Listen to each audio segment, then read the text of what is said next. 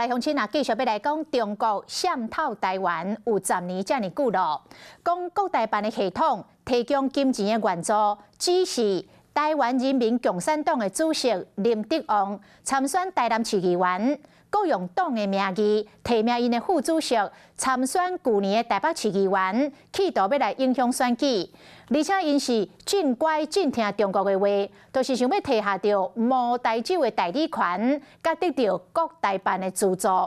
但是所有的统战活动拢互检警掌握，昨去互起诉，并且法院来判动刑。乌道红的宾士车顶边挂中国车牌真长手，9年前就真好打，无将法律控在眼内。车主是当时的台南市大东山两岸交流协会理事长林德旺，捌做过国民党的中央委员，和大陆台上党代表，直接往回两岸经商。其实私底下和中国中央台湾工作办公室政党局甲国台办交流，和大官联络超过10档。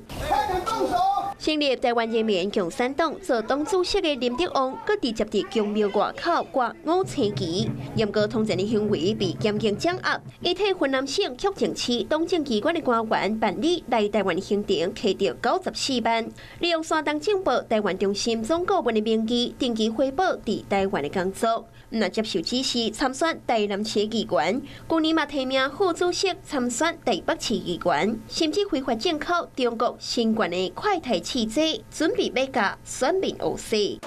起诉书指出，时任美国众议院议长佩洛西去年来台湾时，林德旺甲共犯搁派行路工到现场抗议。为去年开始替中国宣传统战的动作，嘛是愈来愈多。台北地检署接手侦办，按照反渗透法，将林德旺一个共犯起诉，希望法院会当甲放判。